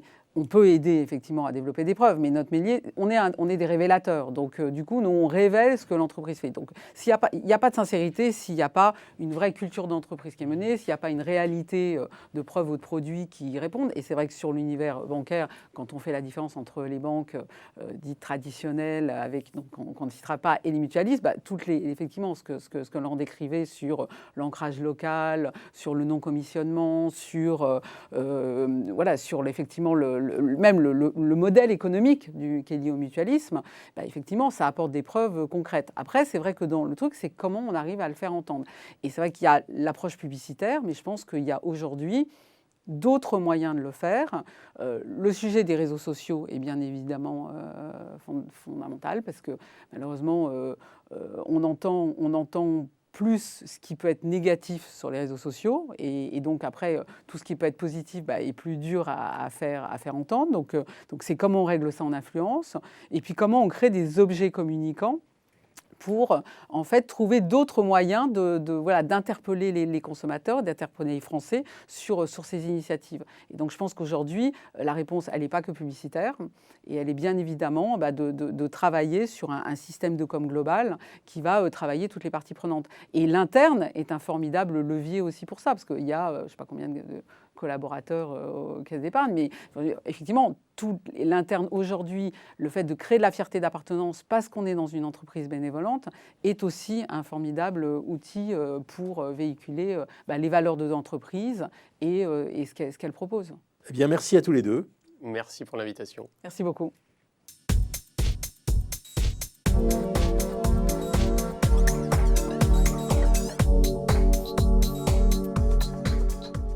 L'index de bénévolence, une nouvelle responsabilité pour les entreprises. Notre grand témoin est Valérie Lorenz-Poinceau. Bonsoir madame. Bonsoir. Vous êtes directrice générale du groupe Boiron. Vous êtes présidente de International Women Forum de Rhône-Alpes. Et puis surtout, vous avez été l'auteur de 2 livres. Un livre qui s'appelle Wonder Woman, qui a été publié aux éditions du Cherche-Midi. Et puis Homéopathie, liberté, égalité, santé, chez Flammarion. Parce qu'il faut dire que les laboratoires Boiron produisent des médicaments d'homéopathie en très grand nombre. Alors, en fait, on peut dire que la bénévolence chez vous, c'est votre prise de parti pour une médecine à la fois plus humaine, plus respectueuse de ce qu'est le consommateur et plus durable. C'est bien ça? Absolument. Et c'est ça qui fait votre bénévolence, à votre avis? Tout à fait. En fait, j'allais dire que pour nous, la bénévolence a commencé dès l'origine et est vraiment il y a un siècle, notre nature. Pas loin d'un siècle, c'est ça? À peu près 90 ans, effectivement. C'est ça, ouais. Et il faut savoir qu'à l'origine, les frères Boiron ont été sollicités par les médecins pour leur rendre service. Donc vraiment, nous, dès le départ, il fallait qu'on rende service à la population, en particulier aux médecins qui fabriquaient avant eux-mêmes les médicaments homéopathiques et qui ont dit à un moment donné, la qualité doit être excellente, la fiabilité doit être au rendez-vous. Donc, pourriez-vous, s'il vous plaît, nous fabriquer les médicaments? Il a répondu présent. Et si vous voulez, cette origine-là, eh bien, elle a perduré, elle perdure encore aujourd'hui. Nous, on se considère une entreprise au service de la santé. Et c'est ce qui nous porte effectivement au quotidien pour une médecine plus humaine, plus respectueuse et plus durable. C'est notre étoile. Alors pour que ce ne soit pas seulement des mots, je dois dire que quand on voit concrètement vos objectifs, c'est bien placer le patient au centre finalement de l'approche thérapeutique. Or, hélas, le système médical n'en est pas là, même s'il le proclame. Et vous allez me dire comment vous faites, vous, pour placer le patient au centre de l'approche thérapeutique. Et c'est en même temps une prise de parti pour une prise en charge coordonnée. Coordonnée avec autre chose. Parce qu'on accuse souvent les médicaments homéopathiques de prendre la place, éventuellement, de médicaments qui sont allopathiques. Et en conséquence, qui sont susceptibles, pense-t-on, de meilleurs résultats. Et vous insistez beaucoup sur la complémentarité. Tout à fait. Alors nous, on insiste et on travaille sur 2 choses. Déjà, sur le fait d'avoir la juste place. C'est-à-dire qu'il faut savoir qu'un médicament homéopathique, il va avoir une place reconnue comme efficace, comme sûre dans un certain nombre de pathologies et pour un certain nombre de situations cliniques et de patients. Je vais vous donner un exemple. Quand on est une femme et quand on est enceinte, il est évident que l'homéopathie a une place d'excellence, une place de choix, parce que vous ne pouvez pas prendre beaucoup d'autres choses. Pour les enfants aussi, ça a une place très importante. Donc ce qui nous importe, nous, c'est de donner les possibilités de l'homéopathie, mais aussi ses limites. Ça, c'est très important pour nous. Et la deuxième chose, On va y venir aux limites. c'est On la sait bien que on va vous complémentarité. interroger. Tout à fait. Et la complémentarité, nous, si vous voulez, on part du principe qu'un patient, il a besoin de tout. Et là aussi, je vais vous donner un exemple. Quelqu'un qui est malheureusement confronté à un cancer, eh bien nous, on va dire qu'il va avoir besoin de tout un arsenal autour de lui. Il va avoir besoin, bien évidemment, parfois de chirurgie, mais aussi de chimiothérapie, de radiothérapie, mais aussi d'homéopathie pour pouvoir supporter les traitements, supporter le stress, être moins fatigué, pour justement aller au bout de son traitement. Donc nous, on est plutôt on prône une santé prise en charge de manière 360. Et s'il faut aussi de la méditation, voilà, un accompagnement aussi au niveau du sport. Donc vous voyez, pour nous, la santé doit être prise dans une approche globale, considérée avec une approche globale dont nous faisons partie. Et on n'est jamais, nous, dans le clivage de dire on est pour ou contre, il faut ça ou il ne faut pas ça. Non, moi je pense que chaque personne est unique, que chaque traitement doit être unique et qu'on doit s'adapter à chaque situation. Et s'il faut de l'homéopathie, eh bien on sera là. S'il ne faut pas d'homéopathie, eh bien on aura vraiment l'honnêteté, j'allais dire l'éthique, de dire non, dans ce cas, il vous faut autre chose. Ce qui n'est pas toujours facile, parce qu'il y a certains patients ou certains médecins qui effectivement Alors justement, vous seraient tentés insistez d'aller sur le là. rôle du patient, c'est-à-dire le rôle du patient comme acteur au fond de sa propre thérapeutique. Et ça, je trouve que c'est assez intéressant. C'est-à-dire qu'en fait, en utilisant cette combinaison de médicaments allopathiques et homéopathiques, le patient est amené lui-même à faire des choix et à réfléchir sur les effets, compte tenu des effets des médicaments, sur les effets qu'ils peuvent avoir et sur la manière de s'en servir. Alors moi, je suis persuadée qu'au-delà du patient, c'est le couple professionnel de santé, patient, qui est la clé. Pourquoi ? Parce que le patient et le professionnel de santé, c'est la rencontre entre 2 ignorances et 2 connaissances. Le patient, il se connaît, mais il ne connaît pas sa maladie. Le professionnel de santé, le médecin, le chirurgien, l'oncologue, le gynéco, il va connaître la maladie ou la circonstance, comme si c'est une grossesse par exemple, mais il ne va pas connaître vraiment le patient. Donc c'est important que ce couple-là agisse de concert et nous on prône ça, on prône cette relation professionnelle de santé-patient. Et ce qui est très important dans ce que vous disiez, c'est qu'effectivement le patient, il se connaît, il sait que lui, quand il va prendre tel médicament, il va déclencher tel symptôme, il sait que ça va marcher ou que ça ne va pas marcher. Voilà, donc il va savoir, notamment pour l'homéopathie, il va savoir très vite si ça lui convient ou si ça ne lui convient pas. Vous travaillez beaucoup, on vient de l'évoquer, mais avec les professionnels de santé directement, qui prescrivent de l'homéopathie. Rappelons qu'il y a quand même 300 millions de personnes dans le monde qui utilisent l'homéopathie. Et vous le dites, à un moment, vous écrivez sur votre site, qui est très explicite, être éthique dans les pratiques, être transparent dans les relations, ce qui semble être un appel à la bénévolence, là, clairement. Donc comment est-ce qu'en pratique, de manière concrète, et comment vous mettez ça en œuvre donc, être éthique dans les pratiques, transparent dans les relations. Alors, éthique dans les pratiques, c'est ce que je disais tout à l'heure. C'est-à-dire qu'on a des possibilités, on a des limites, et donc on sait qui nous sommes. Voilà. Et on travaille au quotidien. Il faut savoir qu'aussi on a un laboratoire P3 au sein de l'entreprise. Donc on travaille d'arrache-pied sur la recherche, donc pour essayer de mieux comprendre. L'innovation chez vous est quelque chose d'important. Il y a 2 choses. Il y a la connaissance et approfondir ce qu'est l'homéopathie, parce qu'on n'a pas encore toutes les clés. de ce qu'est l'homéopathie. Et quand on les aura, on pourra aller beaucoup plus loin. Donc, on travaille sur ça, quelle hauteur de dilution, quel est sur le stress oxydatif, par exemple, des cellules. Donc, on travaille là-dessus. Et puis, on va aussi travailler avec des médecins, avec des pharmaciens, sur justement les possibilités de l'homéopathie dans différents domaines. Pourquoi ? Parce que l'homéopathie, c'est une thérapeutique de l'expérience. Elle est très ancienne, très ancienne, plus récente que la médecine traditionnelle chinoise, mais elle a plus de 200 ans et elle est issue du terrain. Voilà. Et c'est un médecin qui a justement travaillé sur l'observation et qui a testé dès le départ tout ça. Donc on continue là, sur cette lancée. Et le deuxième sujet, c'était, vous m'avez dit... C'était la transparence dans les relations. La transparence dans les relations. Relations patients, mais aussi donc, professionnels de santé. Et puis, comme vous le disiez...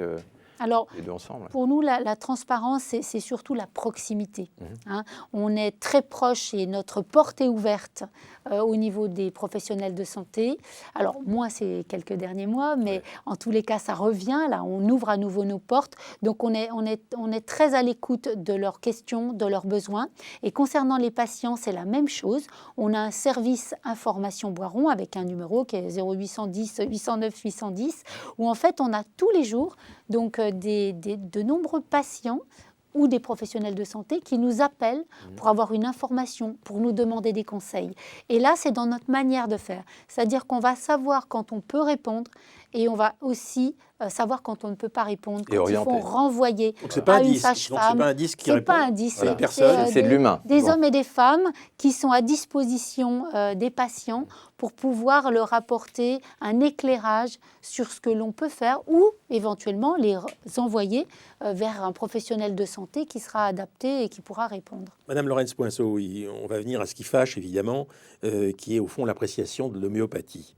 En avril 2018, Agnès Buzyn, qui était même ministre de la Santé, a parlé d'effet placebo en disant « ça fait pas de mal, mais ça peut éviter les médicaments toxiques ». Mais en fait, le problème de l'homéopathie, je cite, c'est qu'elle n'a jamais été évaluée par l'assurance maladie comme un médicament. On a décidé de la rembourser sans aucune évaluation scientifique. Peut-être pourrait-elle entrer dans le droit commun et être enfin évaluée. Comment vous avez réagi à ces propos de la ministre de la Santé ? Eh bien, en fait, on a confiance en nous. Au sein du laboratoire, on a confiance dans les professionnels de santé et dans les patients qui utilisent l'homéopathie depuis bien longtemps. Et on s'est dit, eh bien, qu'à cela ne tienne, ça ne nous fait pas peur de rentrer dans le circuit, sachant que dans un circuit qui nous corresponde. Et tout a été là la difficulté, puisque si vous voulez que ce soit avec les agences du médicament du monde entier, nous sommes reconnus comme un médicament par toutes les pharmacopées du monde, et sauf la pharmacopée chinoise qui a sa propre médecine traditionnelle. Donc l'homéopathie n'est pas dans la médecine traditionnelle chinoise, mais ils ont leur propre code et leurs propres médicaments aussi. Et donc on s'est dit, toutes les agences du monde viennent nous inspecter.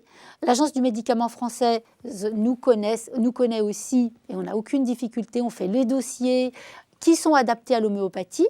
Qu'à cela ne tienne, on veut bien répondre à Madame Buzyn, si et seulement si on adapte l'homéopathie et qu'on travaille sur les critères qui vont pouvoir être évalués par l'homéopathie. Et là où ça a été, j'allais dire même quelque chose de fort, mais profondément inhumain, non bénévolent et même pas du tout éthique, c'est que on nous a. Je vais vous prendre un exemple flagrant qui va vous parler. Puis je viens de Lyon, donc vous savez qu'il y a des sports qui sont très connus à Lyon. C'est comme si on nous avait demandé de participer à un match de foot avec un ballon de rugby et avec des règles du rugby. C'est ça que Madame Buzyn nous a demandé de faire. Ce que vous voulez dire, c'est que les critères d'évaluation ne sont pas les mêmes. N'étaient pas adaptés. N'était pas du tout adapté. Alors, est-ce que vous avez proposé des critères d'évaluation nouveaux ? Bien évidemment, mais on n'a jamais été entendu. Mais bon, en fait, un médicament homéopathique, je vais prendre Arnica montana, que tout le monde connaît. Oui. Si vous regardez bien le tube, Arnica montana, il n'y a pas d'indication, pas de posologie. Pourquoi ? C'est une plante, l'arnica, vous la connaissez, etc. Pour la douleur. Pourquoi ? Parce que toute la richesse de l'homéopathie, c'est d'avoir plusieurs indications selon le patient, selon la pathologie. Et si je prends Arnica, que tout le monde connaît pour les coups, les bleus, les bosses, eh bien, sachez qu'Arnica montana peut être utilisé dans les troubles du sommeil, dans les problématiques de jambes lourdes, pour un problème d'épisiotomie, si on vient d'accoucher. Enfin, vous voyez, dans d'autres types de pathologies, parce que ce n'est pas le même raisonnement qu'avec un médicament allopathique qui a sujet, verbe, complément, chimie, indication, posologie. Voilà, donc si vous voulez, on ne peut absolument pas prendre des règles qui concernent un médicament chimique et un médicament à base de plantes, de minéraux, etc. Et donc il fallait avoir l'intelligence, excusez-moi de dire ça, mais d'adapter. Et là, quand on adapte, et c'est le cas d'études très récentes, il y a une étude qui est sortie en décembre 2019 en soins de support, en oncologie, avec l'homéopathie, en Autriche, qui n'a pas du tout été faite par Boiron, donc je peux en parler librement, qui montre quoi? Qui montre, et on est en 2021, qui montre que l'homéopathie en soins de support en oncologie, c'est Octobre Rose, donc j'en parle donc dans l'accompagnement des cancers, eh bien, permet d'améliorer considérablement la qualité de vie des femmes atteintes de cancer du sein en particulier, et du coup d'augmenter la survie des patients parce que les patientes peuvent aller au bout de leur traitement. Elles sont moins fatiguées, elles ont moins de douleurs, elles dorment mieux, etc. Et ça, c'est la clé. Mais malheureusement, mais c'est passé, j'allais dire, maintenant il faut regarder l'avenir. Ça n'a pas été le cas en France, malheureusement. Pour les Français, c'est bien avant, en tout cas. Madame Lorentz-Oiseau, voilà, on peut dire que l'Académie de médecine n'a pas été très bénévolente à votre rencontre. Lorsqu'elle elle a précisé de façon très claire, c'est une méthode dénuée, je cite, de fondement scientifique. En face de ça, vous qui êtes bénévolente, comment vous réagissez dans le domaine de la bénévolence vis-à-vis d'une institution comme l'Académie de médecine qui dit il n'y a pas de fondement scientifique? Alors, forcément, quand on est confronté à cela, la première des choses, c'est d'être en colère. C'est la première réaction. On se dit, mais ça, c'est pas bénévolent, possible. Ça, Mais, je sais pas. Parce que pour moi, la bénévolence, c'est aussi la sincérité, l'authenticité. Et on peut pas... J'aurais dit, je ne suis pas en colère, je trouve ça profondément normal et tout. J'aurais pas été moi-même. Et pour moi, la bénévolence, c'est justement d'être soi-même et d'être voilà. C'est pas se mettre un autre costume qu'on n'est pas. Donc effectivement, oui, rappelons-le, ce ne sont pas les bons sentiments, c'est autre chose. C'est voilà, c'est l'authenticité. Et donc, si vous voulez, en étant voilà, j'ai été en colère avec des millions de Français. Je ne sais pas si vous vous souvenez, il y a eu un nombre considérable de signatures en faveur du maintien du remboursement. Mais pour moi, cette colère, elle était pour aider les Français.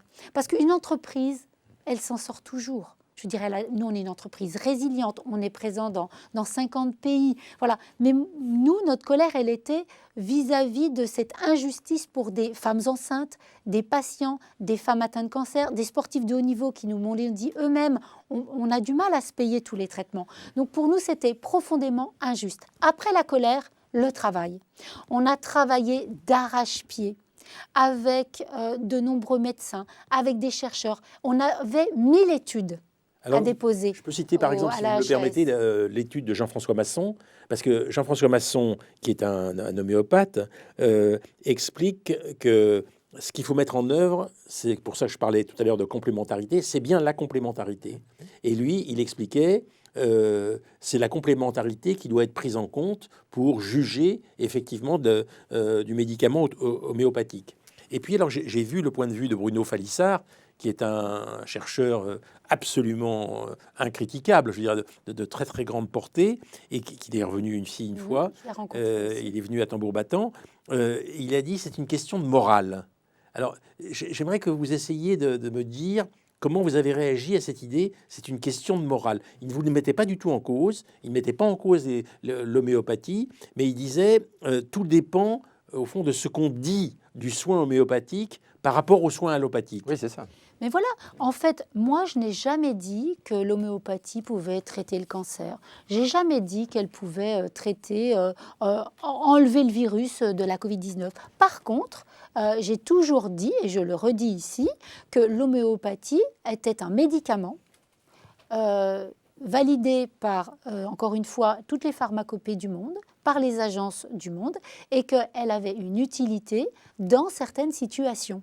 Voilà. Et donc, pour le cas de la France, pour moi, il y avait plus de bénéfices. Parce que là, ce qui était remis en cause, ce n'était pas l'homéopathie, hein, c'était le remboursement de l'homéopathie. Oui, c'est ça. Mais pour l'instant, où est-ce qu'on en est en matière de remboursement? Alors, on en est au niveau du déremboursement a pour été l'instant. déremboursé au 1er janvier par l'assurance maladie. Oui. Mais ce qui est très intéressant, c'est qu'elle commence à être largement prise en charge Par les mutuelles. par les mutuelles. Notamment, il y a une mutuelle comme AXA, je la cite, c'est pas pour faire de pub, mais C'est un phénomène intéressant. tous ces contrats, dans tous les contrats, elle prend en charge l'homéopathie. Pourquoi ?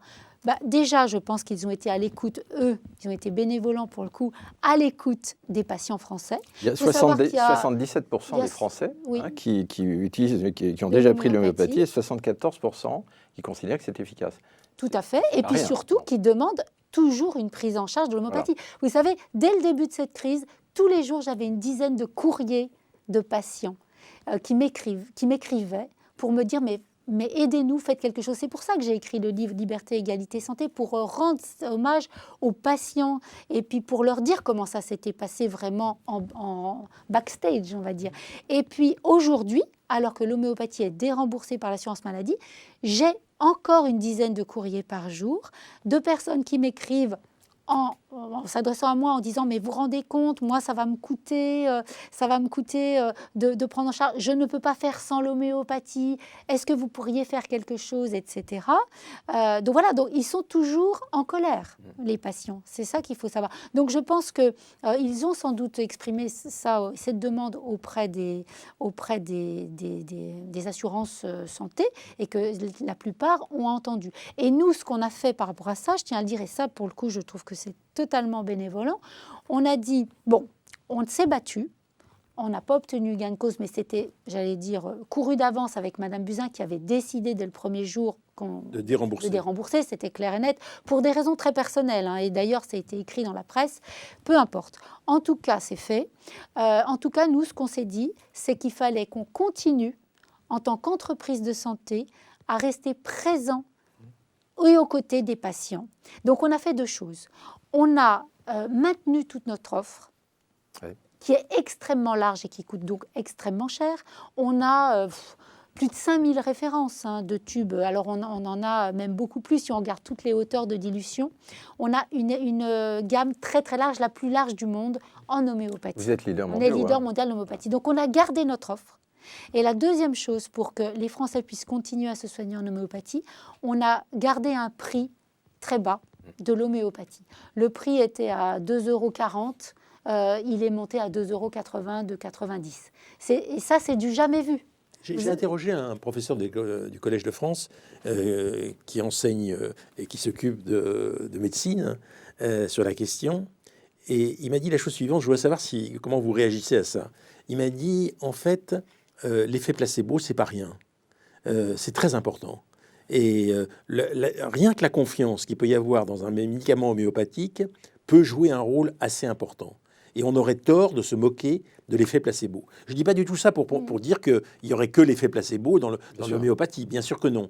Mais cependant, je voudrais savoir quelle est votre réaction à ce point de vue. Je suis complètement en phase. L'effet placebo est connu, reconnu. Donc, je n'ai aucune difficulté à le dire comme vous ou comme la personne que vous citez. Voilà, l'effet placebo existe et tant mieux, j'allais dire. Voilà. Après, c'est vrai que concernant l'homéopathie, on a beaucoup exprimé le fait que l'homéopathie a été utilisée certes chez l'homme, mais elle est aussi utilisée chez les animaux, au niveau des plantes. Voilà, donc ça veut dire, pour vous dire, sur des champs où il y a des champs de pommes de terre, où vous avez par exemple des dorifores, quand vous utilisez de l'homéopathie, il n'y a plus de dorifores, je ne pense pas que les dorifores, ou les plantes, soient sensibles à au l'effet placebo. L'argument est convaincant. Voilà, donc si vous voulez, ça c'est vraiment très visible. Et donc voilà, donc je pense que c'est un prétexte. Alors justement, ça nous permet d'aller au fond des principes de bénévolence de votre entreprise. Est-ce qu'on peut dire que le fait de soigner sans altérer les ressources naturelles et de soigner en apportant un soin individualisé, ça fait partie de la bénévolence? Ah ben, je pense. En fait, nous, depuis l'origine, on veut soigner avec respect. Et ça veut dire quoi, soigner avec respect? Ça veut dire soigner avec respect au sein de notre entreprise, notre personnel. Ça veut dire soigner avec respect nos fournisseurs.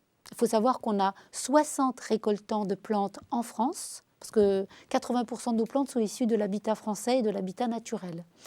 Donc on a 60 récoltants qui se transmettent la flamme, on va dire, et les endroits où on récolte, l'expérience de père en fils. Donc vous voyez, donc on soigne nos récoltants parce que c'est très important nos plantes. On soigne l'environnement. Si demain il n'y a plus d'abeilles, il n'y a plus d'arnica. Donc c'est très important pour nous. Et on soigne effectivement nos médicaments et nos patients. Donc nous, le soin avec respect, j'allais dire, ça fait partie de notre ADN et ça ne serait pas possible autrement. Voyez. Alors j'ai encore une question, c'est la manière dont vous vous défendez par rapport à ceux qui critiquent l'homéopathie. Est-ce que vous ne croyez pas que vous auriez intérêt à dire que chaque cas de médicament homéopathique est différent et qu'en fait, avoir une vision d'ensemble de l'homéopathie est peut-être une erreur, non? C'est ce que vous dites d'ailleurs. En fait, de toute façon, c'est vrai pour beaucoup de choses, ça, que chaque cas est différent, etc. Mais chaque cas, non seulement individuel, mais je veux dire chaque cas de médicament, de type de médicament. Chaque type de médicament est différent. Chaque type de médicament, vous voulez dire en homéopathie? Oui.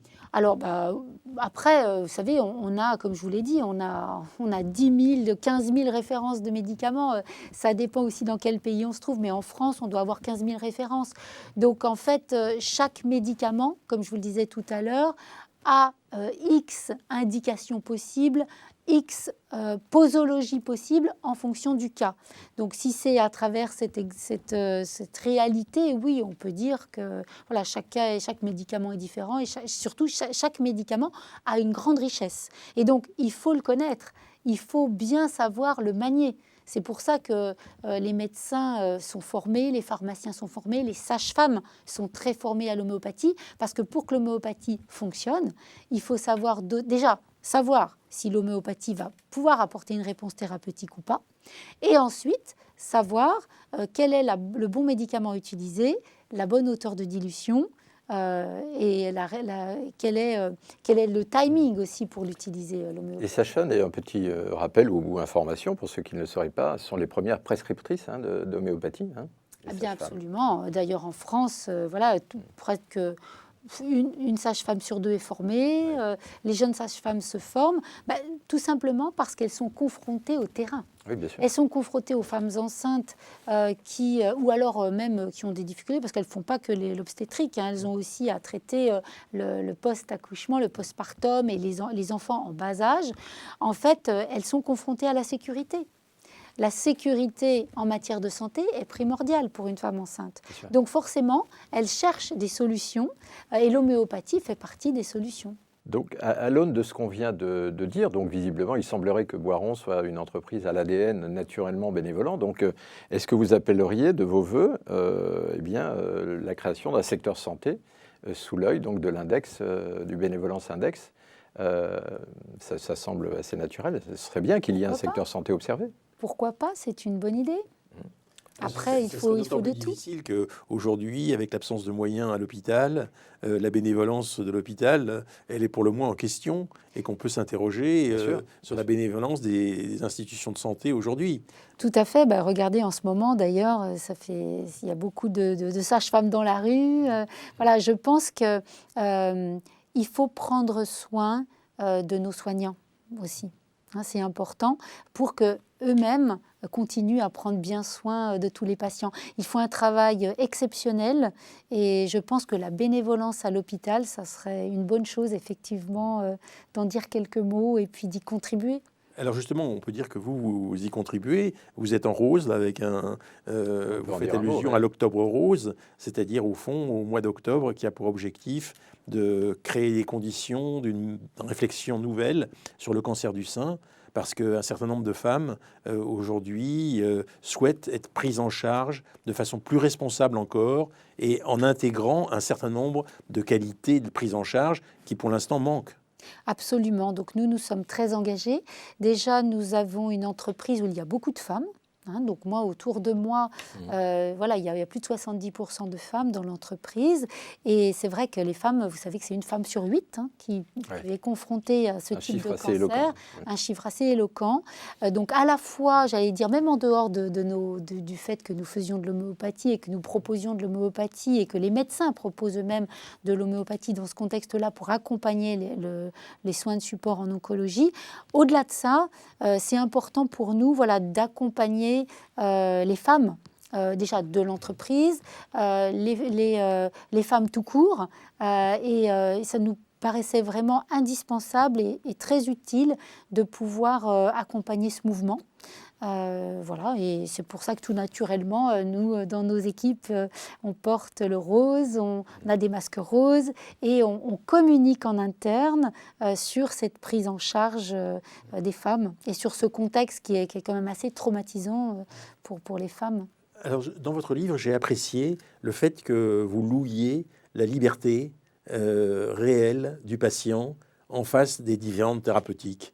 Parce que, au fond, toutes les critiques qui portent sur l'homéopathie, c'est une chose, mais en même temps, la liberté du patient qui peut réfléchir à la manière dont éventuellement l'homéopathie peut contribuer à sa thérapeutique, c'est aussi quelque chose d'essentiel. Et c'est sur ce point que vous insistez dans votre livre. Absolument, j'ai insisté, mais comme beaucoup d'autres médecins, comme les patients aussi le revendiquent, c'est sur la liberté de choix. Comme je vous le disais tout à l'heure, le patient connaît peut-être pas sa maladie, et encore qu'aujourd'hui les patients se renseignent. Ils deviennent les meilleurs spécialistes de leur maladie. Voilà, mais ils se connaissent. Et j'allais dire, une maman, par exemple, qui a son enfant qui souffre, ou même qui a un simple rhume, qui est encombré, et qui en quelques minutes va voir un effet ou pas d'un traitement, eh bien, va dire, si ça fonctionne, je vais continuer. Si ça ne fonctionne pas, elle va essayer autre chose. Voilà, c'est pour ça que je pense qu'il faut entendre la voix du patient. Et il doit pouvoir avoir le choix. Et c'est ce que nous avons beaucoup... C'est pour ça que nous avons été très déçus de l'approche de notre ancienne ministre, parce que... Pourquoi, je reprends encore cet exemple d'une maman qui a son enfant, pourquoi elle serait remboursée quand elle prendrait des traitements conventionnels qui parfois fonctionnent, mais qui parfois ne fonctionnent pas? Et pourquoi elle ne serait pas prise en charge si elle a un médicament homéopathique qui parfois va ne pas fonctionner, mais qui, dans beaucoup de cas, va fonctionner? Vous voyez, il y avait une question d'injustice pour les patients, encore une fois. Alors cette perspective est une perspective bénévolente. Et on va donc terminer par ça, parce que je voudrais conseiller à nos téléspectateurs de fermer maintenant leur télévision et de réfléchir à ce concept de bénévolence. Et au fond, de donner leur préférence aux entreprises bénévolentes. Les entreprises qui se battent pour être bénévolentes, c'est-à-dire au fond pour faire quelque chose de bien à partir de ce qu'est leur vocation et de ce qu'est leur identité, eh bien c'est celle-là qu'il faut préférer. Et c'est vers celle-là qu'il faut se tourner. Merci.